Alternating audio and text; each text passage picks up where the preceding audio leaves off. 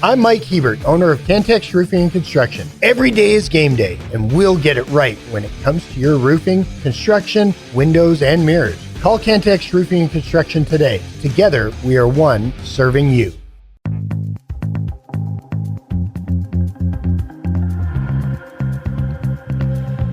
The podcast that finishes your workday in a very Red Raider way. This is the Tech Talk Podcast from Double T 97.3, presented by Cantex Roofing and Construction.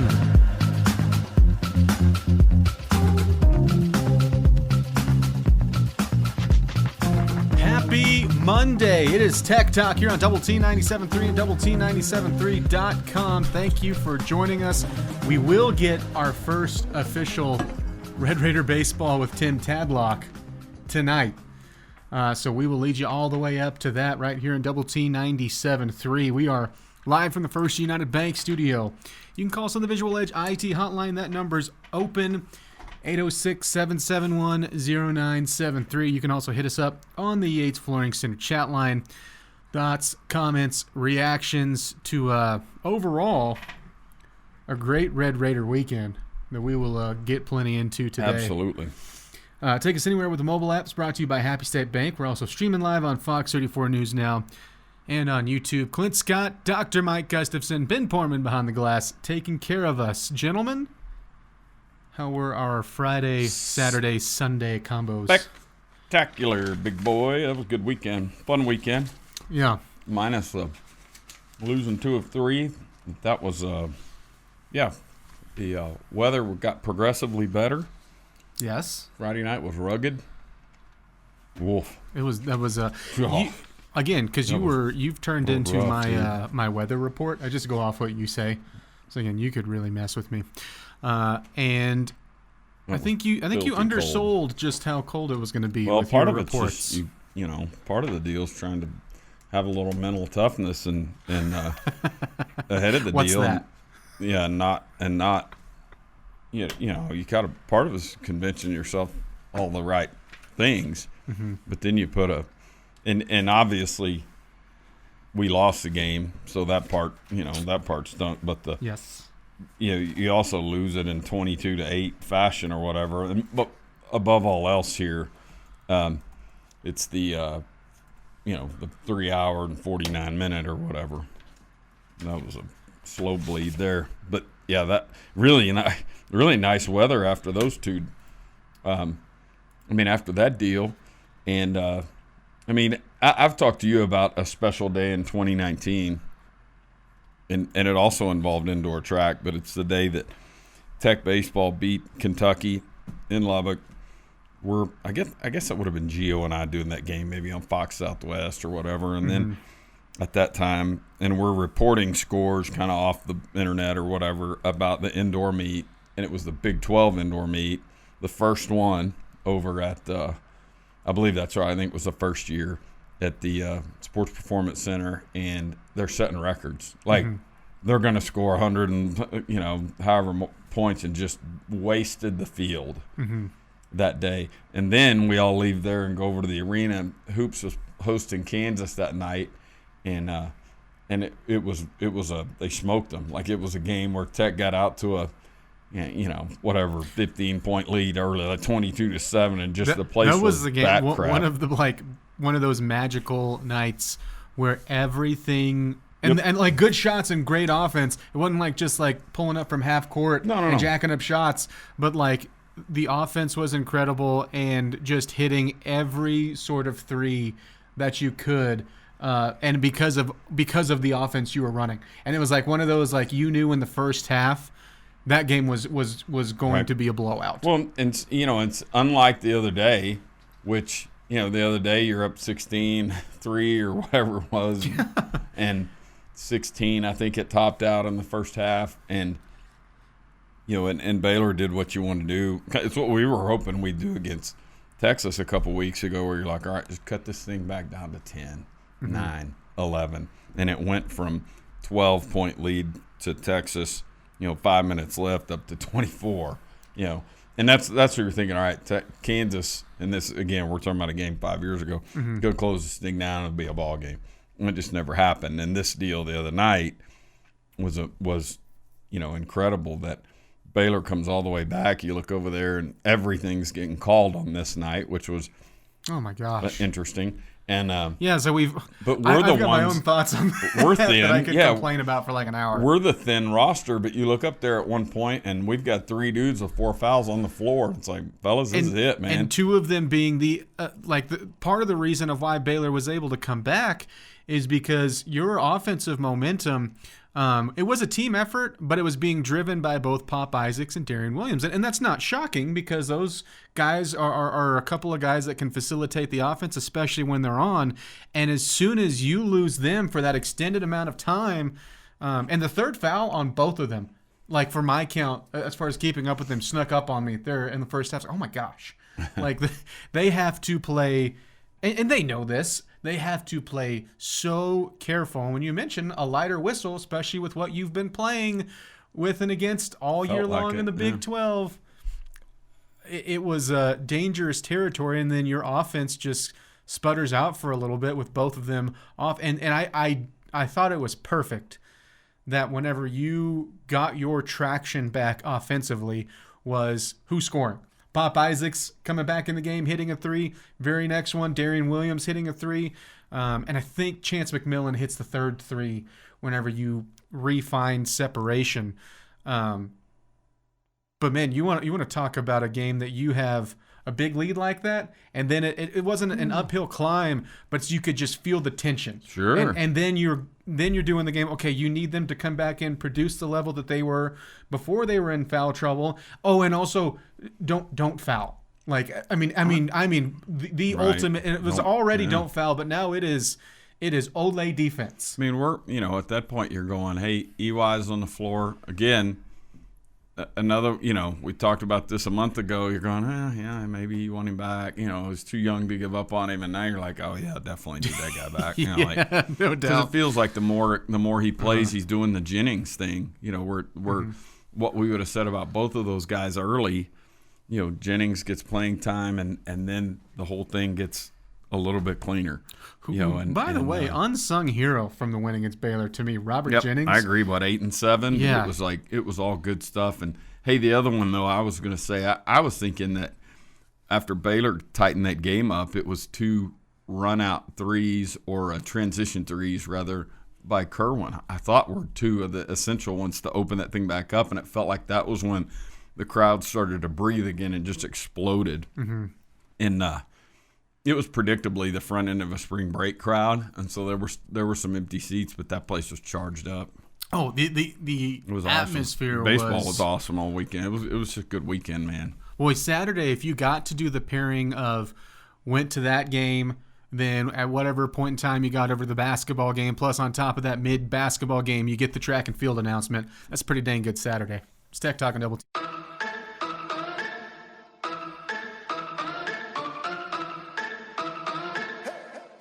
The podcast that finishes your workday in a very Red Raider way. This is the Tech Talk Podcast from Double T 97.3, presented by Cantex Roofing and Construction.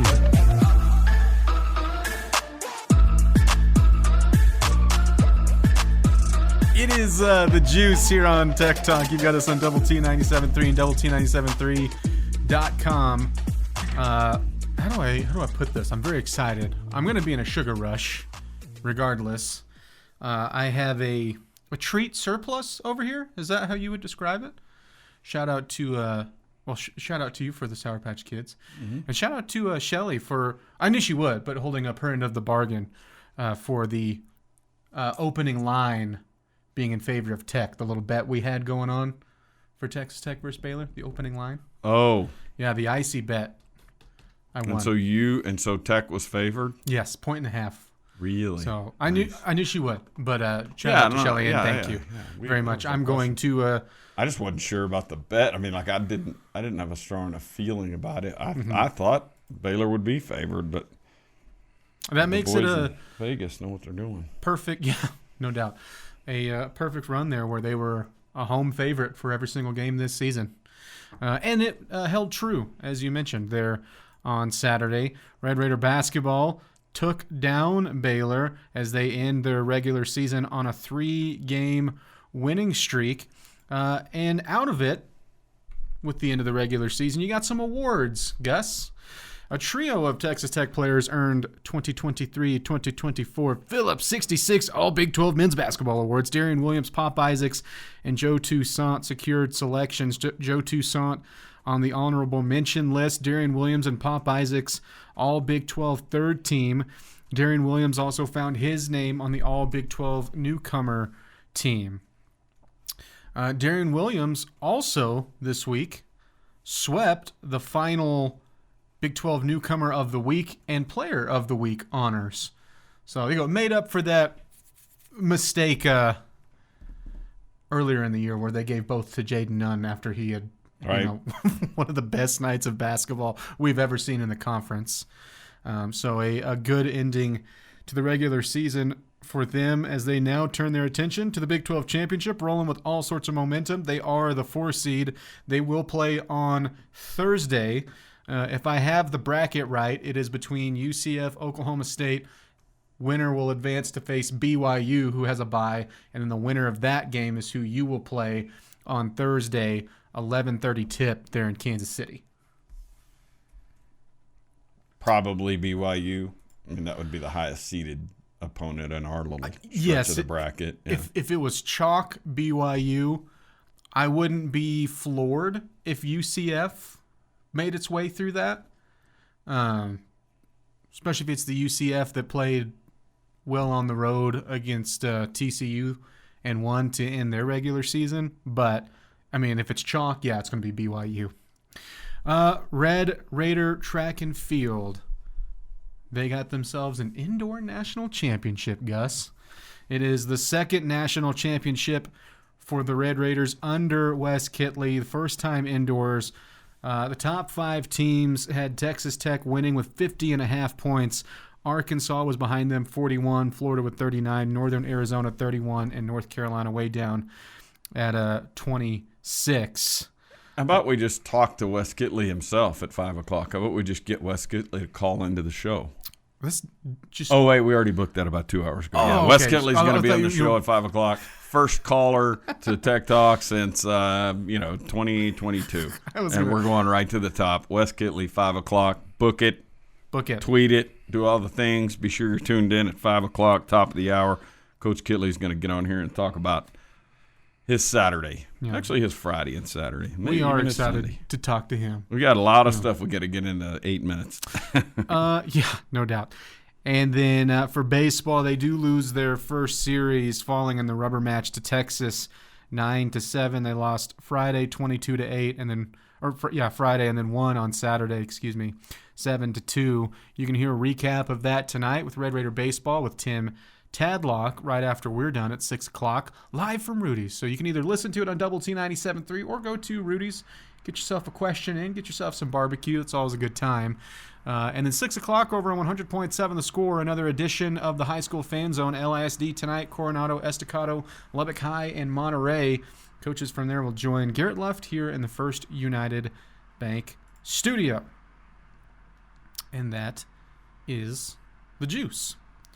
We'll get into this a little bit later too, Gus, but you're aware of one. I don't know if you're aware of the second one. All right. But we have 2 emails to review today. Oh, yeah, I knew. Mm-hmm. Okay, good. I assume they're both tethered to the final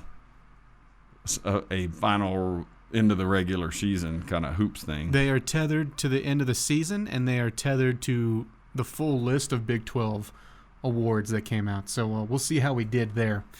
We got this on the Yates Flooring Center chat line. You can hit us up there as well. Gus. Yes. Dirty play at first. He probably the best, and this probably isn't what anybody wants to hear. My assumption is, first of all, and this is a question I would like to, I hope Hax would ask this. I don't know if Hax is listening. I don't know how to get a text to the show. I know there's a way to do it. I don't know how. I'll be a little late getting to Rudy's, or I would ask it myself. If I was hosting, I would ask it. I think the review, or my question would be, was the review following the little collision at first a review looking at malicious, whatever. And Tim used the word in the post-game media, malicious. Mm-hmm. I think the phrasing was malicious intent, I think. I thought that they went in and reviewed that. Because he was out by 2 steps. Sure. So I didn't, that they all went in and watched the video told me that they're not in there reviewing safe out. Now, they did come out and go, he's safe, but they also didn't go and, point to number 8 and toss him or whatever. Gavin was a little loose into the line, probably thinking, hey, this is a routine play. He's out by 2 or 3 steps. I'm okay. But he was a little loose and kind of floated beyond the bag into the line. Could Ding Dong have pulled up? Yeah. I'm going to call him Ding Dong. Yeah. Now and out in the center. Did he? I know. I just went blank on it. Good player, by the way. Really, really good freshman player. But could he have pulled up? Sure. Absolutely. Could he have backed off of that, spun off of it, glancing blow? Yeah. He was pouting because he had just gotten jammed and, crappy at bat. And so I thought, but it's probably best that I'll tell you this. I felt because I know there's been a lot of comparisons just in a little bit I've been able to listen today, a lot of comparisons to that in Cunningham. To me, the Cunningham play was about 6 times more malicious and just Gasparino. There you go. Sorry. The Cunningham deal was way worse than Gasparino in my book. Not even close, in fact. But I would agree with that. But I guess just now I'll go there. Yeah. I mean, just I've looking got more at to it. Say, Sure, and we'll keep going with it. Just to me, just looking at it, you can tell that he had time to not do what he did. Right. There was an active decision in there. It's like the intrusive thoughts won, and he pushed him in the back. And I get there's a base path part in this discussion, and we'll, like I said, we'll round this out on the other side. But the Brock Cunningham one was way, way worse to me. Oh, 100%. I mean, that was one just from the actual physicality of it, full-on tackle. Yep. And then it was a bigger safety issue when you add in the table and streaming down, throwing your shoulder into Full a chest. speed. Yes, absolutely. That doesn't mean to me that the Will Gasparino play was like he was an angel on it or he did nothing wrong. The podcast put together with Red Raider fans in mind. This is the Tech Talk Podcast from Double T 97.3, presented by Cantex Roofing and Construction. Happy Monday. It's Tech Talk on Double T 97.3, Double T 97.3.com. You can also take us anywhere with the mobile app, brought to you by Happy State Bank, Clint Scott, Dr. Mike Gustafson, Ben Portman behind the glass, taking care of us. Gus, we were discussing, we had a question on the chat line, of the play at first with Gasparino. And I was going to let you round out your thoughts on it. Yeah, and I'm going to – something I said the day after the Cunningham deal, I'm going to reiterate and completely leave out the deal yesterday because I'm not saying yesterday was a nothing burger, but it was in my mind nowhere close to the Gasparino deal. But I'm going to go back to the Cunningham deal, and really this is a question for the basketball whatever, culture, whatever it is. How does a play like that, merit an ejection but 0 suspension and all that stuff, but Beckel could say, hey, go sit the bleep down, and you're getting a 4-gamer, big boy. It's 56 games. I don't care. There was a nothing.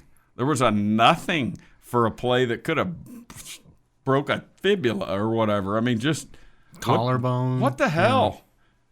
I mean, and again, it really has nothing to do with the Gasparino play yesterday. It's the same. You could probably replay the tape from whatever it was 6 days ago when I said this, or whatever, 13 days ago. Sure. But yeah, I mean, it's funny how one sport is this and the other sport is that, and in the baseball culture, used to be they're a little more wild blue yonder with it, and I know that they've worked on over the time tightening up coach umpire interactions. Review has helped a lot with that because there's no sense in going out and throwing your hat and cussing and all that stuff when it's like, yeah, we'll go take a look at it.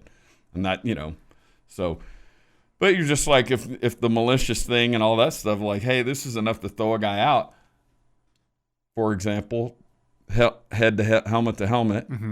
A guy can get kicked out for a half of football, but you can just cut a guy in basketball. Like, hey, that's egregious too. Blah blah blah. You're out of here. See you next game, Brocky Poo. Just and don't worry, when they finally tighten up the rule, we'll have somebody do something stupid and get a game or whatever. Oh, it'll be the first one. Absolutely. They'll crack down. We're setting a new tone here. Yeah. Red Raider, go sit down. You guys are going to learn to behave. And but anyway, I mean, I go all the way back to Grinders, just the straight, not a swinging an elbow, but throwing a punch and landing it and hitting, flattening the girl's nose, and like, you will never do that again. You're going to sit for a game, young lady. It's been a while since I had watched that play. Like, aware of it, I have seen it multiple times, but it's been a while since I have watched it. And did you watch it recently? I watched it today. Somebody put it up on the channel line for the bottom line. Oh, really? And what I had forgotten was what she punched her over was hooking her arm. Right. It was just like post stuff. Yes, it was just two getting tangled up. Yeah, it's the dumbest thing to get. It's arrogant, like that I can do this and get. How dare you play hard against me? I'm not going to get to play next week against Kansas State. How dare you have any sort of contact against me in post defense? Someday I'll get over being pissed from 14 years ago. But Chuck hasn't either. I don't think anyone really has. So I say keep fueling the fire. But again, that kind of stuff when it happens, and then it irks me. And I'm really, I'm really not a dude that's I don't spend because like Choice, I mean, God bless, but spends a lot of time talking about referees and umpires. Like every post game we're getting a recap. That's fine. That's fine. I don't spend much time on it. So you'd think if you didn't know any better, you'd think, man, that Gus guy. But yeah, it's like I mean, I guess maybe my moral equilibrium here is that I don't spend much time on it. And now that you gave me a reason to be pissed, I'm going to cling to it. You're not supposed to bottle up your emotions, right? Gus. This is why. And so I'm going to keep bringing up 2010. Yes, that glass breaks, and now you can't stop any of the leaks. Right. Beckel went, hey, go sit the bleep down, because the guy before was doing the sniffy finger, and they all got warned and all, but it's like, give them dresses, man. 4 games, and it's so. This is not a word that I use often. That was soft. Oh, it's so soft for Division I baseball. Give me a goodness break, gracious. Man. Give me a break. And I know the warning, blah blah blah, but just give me a break. This on the Yates Flooring Center chat line, you can hit us up there as well. Gary's asked, can you explain the tiebreaker between Tech and Baylor, please? Just curious. And that would be your winning percentage against Houston and Iowa State. Mm-hmm. Yeah. For Baylor. Yeah, and I answered that on the thread. But, Baylor beat Iowa State, and we didn't. Mm-hmm. Baylor had a better record versus the first and second place teams than we did. So, I'm just glad to have – I mean, I guess in the scheme of things, going and getting the 3rd seed is still better. But I was just happy that you knew this going into it because Kansas was getting crushed against Houston. That like with that factor, you were going to have the 4 seed at least, and so I'm just glad to have the double bye. That's what I think. That's incredibly helpful, especially with some guys that are dinged up and rest, and on top of it, the way you did it by just taking care of business, and because that was what was a discussion we had last week. Yeah, you can go through all these outside factors, but hey, just go win the ball game. And you did. And right now, what the other side of this is, as now you head into Big 12 tournament play, and again, more importantly, NCAA tournament play, your offense looks like it did at the start of Big 12 play, and that's without Warren Washington, by the way, who I think will be back in the fold. Mm-hmm. And so. Gets an extra day, gets 1 day, yes. or however you want to look at that, or gets 1 day less of exposure. And then you have Jennings that has had some good outings, but I also look at, like you noted, Yalaho, who just feels like every time he steps on the court, he's gotten better and better and is like rapidly growing as a young basketball player right in front of our eyes. And so you add that, because, I mean, I have a hard time believing, even if he comes back in the fold and even if he is in Thursday's game, that one, I wouldn't guess he's going to be starting. I would think he's going to – I wouldn't think he's going to be like, hey, play 39 minutes, Warren. We got to get you back. Somebody's going to get to guard the greatest old man player in the Big 12, who probably had career highs against us. The old guy with a knee brace that looks like he weighs about 320 and has all the old 1972 post moves and just worked us. What was his name? Khalifa? Yes. From BYU. If we play those dudes, somebody's got to find a way to stop him, and Warren was on the floor for that. Somebody needs to go, hey, this is like guarding your uncle over at the Y this weekend. Because he's going to do some pump fakes, and you're going to go this way, and he's going to go, lay up another two. And then if you forget about him, thinking like, oh, well, if he's out on the perimeter, I can just kind of drift over. Oh, and he drains one. Yeah, the old 1968 set shot. Not because of him, but that BYU team, I think it's, and this is really a compliment to them, because they are tough to play, and they're very chippy, they're very fiery. I was not expecting to be annoyed with BYU basketball year one, but here I am. Going, man, if you go there to if the schedule works out how it should and you're in Provo next year, I'm already annoyed at that game. Yeah, no doubt. It is it's Mark Pope squad, that's what it is. It's Tech Talk here in Double T 97.3, DoubleT973.com. Back with more next.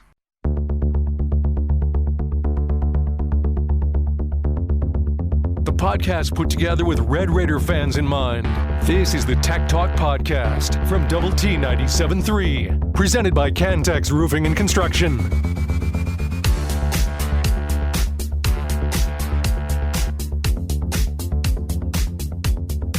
We're both decked out in our signature stag today. We got the multi-baseball signature stag shirt. I have the masked rider. Little miniature logos everywhere. Nice, yeah. Good work there. Kind of looks... Masked Rider or Raider Red? So I'm seeing a red stash. Well, I guess there. this is Raider Red, huh? It's not the Masked Rider. Yeah, Raider Red stash. Good catch. The stash. Good catch. Clint Scott, Dr. Mike Gustafson, Ben Portman is Tech Talk here on Double T 97.3 and DoubleT973.com. Gus, we have a couple of things to review. Sending myself emails. And one of them, that voice you heard actually sent it to us today because he has some stored away. Still got some in the chamber. Yeah, he's like a squirrel with just acorns in the tree, except the tree's his computer.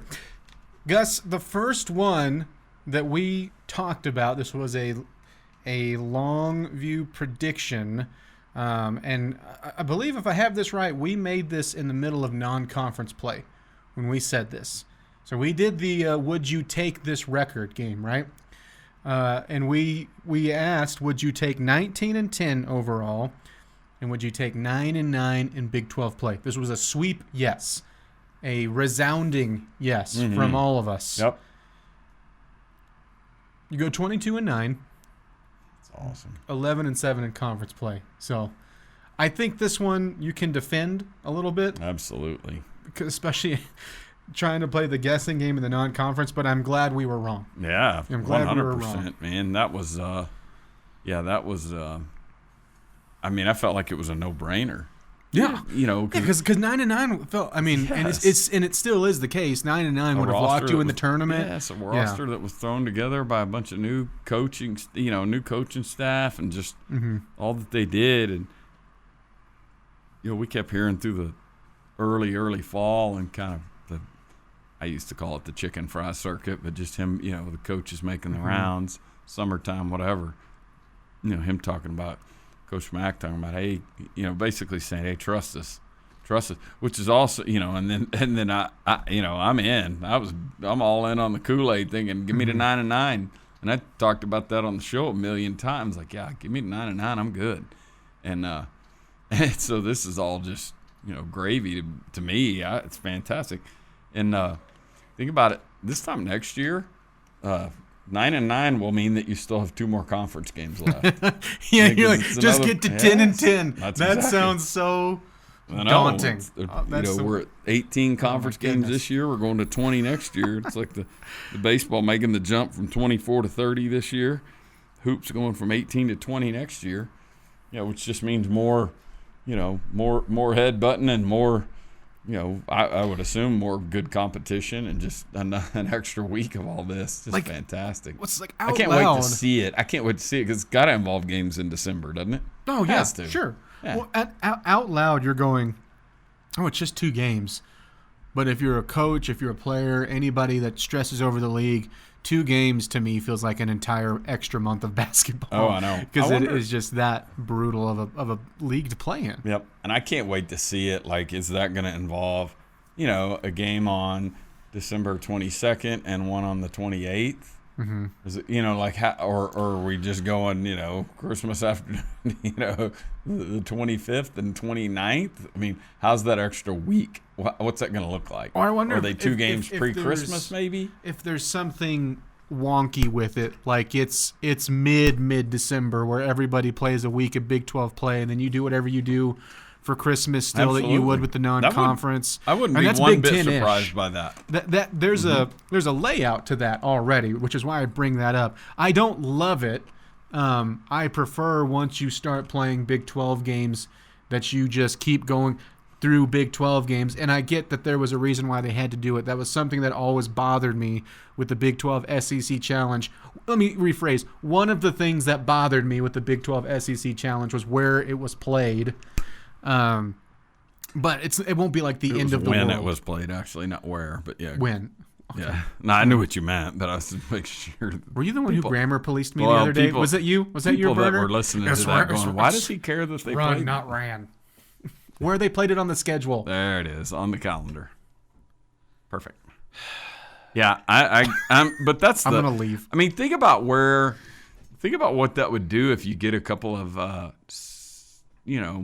pre-Christmas games. Like you said, it's a very Big Ten move. Mm-hmm. On one hand, I hate the thought of a conference game because probably one of those 2 is going to be in that period when you don't have students. And there's probably a decent chance that maybe of the 4 games that you'll play in that period there, you won't have there'll be home games, you won't have students. Mm-hmm. And so I hate that offset, that part of it. Mm-hmm. But on our schedule, that's probably replacing a game against North Alabama and Nicholls State or whatever. Mm-hmm. And so it's awesome. And I think we'll be in the mid-December thing again, presuming first game December 19th or 15th or whatever. And I think our reaction to that is going to be what we were doing this time last week, going, oh my gosh, conference plays here, 4th weekend of the baseball season. I think that's what we're going to be doing. But think about that. You got Big East, Big 12. We've got that coming to Lubbock. Mm-hmm. We'll have A&M here on Black Friday. Sure. On the night before a football game. Which, again, is what it should have looked like in the Big 12 SEC Challenge in the first place, but which is another thing that I didn't like about it was how they either gave you the matchups that everyone was sick of towards the tops of the conference, or they wouldn't give you they wouldn't give you Texas A&M.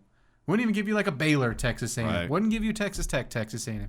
It was kind of a joke. I would love to know, how much of that, because the story's always been that the SEC around bowl was always like, oh no, we'll tell you who's going where. Mm-hmm. We'll make those selections. We're not throwing a limping A&M team into a game with Texas Tech or whatever a couple years ago. That was always the talk. We're not throwing Missouri into a game with Kansas or whatever. How much did they try to dictate or get involved with the SEC basketball thing, calling the ESPN and saying, hey, don't put A&M at Baylor, don't put A&M at and just kind of protecting all of it.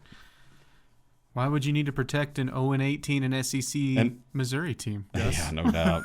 And I'm saying that. I'm not saying that to act like A&M needed protecting. I'm just saying just very orchestrated. The movements behind the scenes. Absolutely. I'd love to know how much of that is perception and how much of it's reality.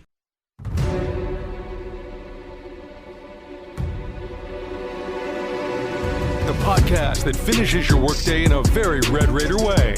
This is the Tech Talk Podcast from Double T 97.3, presented by Cantex Roofing and Construction. Welcome back into Tech Talk. You got us on Double T 97.3, Double T97.3.com. Clint Scott, Dr. Mike Gustafson, Ben Poorman behind the glass. We will go straight to the Visual Edge IT hotline, where we have head coach Wes Kittley on, fresh off of a men's indoor national championship. Coach, congratulations to you, to the team. Appreciate you spending some time with us. I'll just ask this right off the bat. Well, how does this one compare to the 2019 outdoor title? Well, hey, Clint, Gus, thanks for having me. So glad to be back home, which I call it with my people. Austin's good, but I'm ready to get back home. It's so special. You know, it's a different group of kids, which makes it really enjoyable because, you know, the 19 team kind of set the precedent maybe, and that culture of us building a program was kind of through their era. To see this group, you know, go and get something done that we honestly hadn't been able to get done. You know, the indoors has kind of always eluded us. We weren't always healthy at the same time or running good at the same time, and to be able to go and do that, it's really hard to win this thing. And you got to have everybody on all cylinders. Coach, it looked like you went up there knowing your sprinter, speed guys, whatever you'd call it, that had to score, had to fill lanes and score, and it felt like on the first day you got 3 of the 5 to the finals of the 60, I think it was, and maybe we're hoping for 4, but then you offset that by getting a quarter miler in there or a 400-meter guy.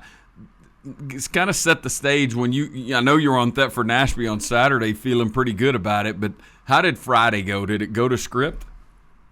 Yeah, you're really nailing it. I told the kids on our team meeting Thursday night that, you know, we're gonna win this thing, but it's gonna happen. We have to do it tomorrow. I mean, most of the times that we have failed, we have gone into this meet and just not really been ready for the first round. And I kind of alluded to, you know, our regular meets. We come and have regular meets at home, and we run the prelims, and then, you know, we run the final, and we're always just knowing we're going to make the final. Well, you don't know that at this meet. The final is on Friday almost, and you got to be one of those top 8. And I was hoping for 4, you know, minimum in the 60, but those 3 guys that made it were the ones that I was totally counting on. And then Shamar really in the 400 was a big boost. We were a little bit disappointed. Antoine Andrews didn't make it in the other hurdles along with Caleb Dean, but it really went to script. And I kind of felt like Shamar and Antoine kind of swapped out points for each other. One, obviously, that leads the way for you is Terrence Jones, and that's a guy that has won a lot of accolades, won a lot of races, and won the 60-meter title in this one back-to-back years. What makes him so special? Well, it's really remarkable for indoors for him. He's 6'4" tall, and to be able to run the boards, and to be honest, people don't know, you know, he's the former national champion in the 60. People remember that, but he's never run the 200 until this year on the indoor. He has run fabulous outdoors, but he's so tall, we just never have put that kind of stress on him. He's been injured some, and we didn't want to do that. But listen, he you know, to win this national championship, you've got to have what I call a couple of those 10s. And we had 3 of them this time. And, you know, with Caleb Deed coming in and doing this deal. But Terrence, he's just, you know, he's one of those once-in-a-lifetime kind of kids. Tell me the math going into that 4x4, because, you know, I'm up there broadcasting baseball, so forgive me for not knowing the answer to this. But I was following along as close as I could, and I've been trying to be distracted. But it sounded like you got to the 4x4, and you probably know the exact number, and that's what I'm asking you for. But you got to the 4x4 knowing you needed points. Did you know where it needed to be, at least third, at least fourth, at least second? What was it? Yeah, really good question. And you better believe I knew. I know you knew. You know, one thing that was, well, we were ahead by 5.5 points. Earhart Best, he got us fifth place in the high jump earlier in the day, which they probably didn't show on TV. But we had those points. But we knew, to beat, it's 10-8-6 is first, second, third. So we knew they have to be third. Arkansas's got to get at least third place to get 6 points to beat 5.5. But anything we did behind that, even if they beat us, well, then, if we got 1 point, then they couldn't beat us with third. So they really had to be third place or better. And we were looking at the worst scenario. Let's say they won. Well, then, we got to get fourth place. And if they got second, then we got to get third, fifth place. And so we just kind of were going down the line. But lo and behold, we ran really well and beat them. And so that's all that mattered. That's awesome. Well, Coach, you mean so much to the area. I know you love being here. What was the outreach like from everyone after you won the title? It's been incredible. I think I had 150 texts before the night. I've tried to answer them all. Gerald Myers called me last night, and he didn't think I got his text. And I said, well, Coach, I thought I answered you. So I answered so many. But, no, I have said this. Kirby was there. I had my great friend and booster, Perry and Linda Fuller and Bob Matney, and we had a good entourage of parents there, and everybody was there. But it was special having Kirby there to see that and to be a part of it with us. But, my dream and my plan, I've told him and I've told everybody, was to bring a national program to Lubbock, Texas. I was at Abilene Christian looking at this job from afar, thinking, this is a gold mine. This is the place that ought to be able to, you could win a national championship at. And, it's just a program that Lubbock and Texas Tech, I wanted them to be proud of, and I wanted to bring that to the city. And I think Lubbock and Texas Tech deserve a national champion program, and especially with my people. I love it, man. We're so happy for you. Can't wait to give you a big old hug, man. I'm happy for you. How long do you get? 5 minright till outdoor? We're about out of time. Well, I shouldn't ask you that. I woke up early, 11 a.m. I had practice with the other team. So, all right. Well, enjoy the 2 days off, I guess, right? That's exactly right. Congrats, Coach. Yeah, Coach, congrats. Appreciate your time. Thanks again for coming on. Really enjoyed talking with you. No, I appreciate you guys so much. All right, that is head coach Wes Kittley. That is his second title for Texas Tech track and field, first indoor, outdoor back in 2019. What a great have for Texas Tech. Awesome. The Great GOAT. fit. The GOAT. This has been the Tech Talk Podcast, presented by Cantex Roofing and Construction. Check out our library of Double T 97.3 podcasts at doublet97.3.com.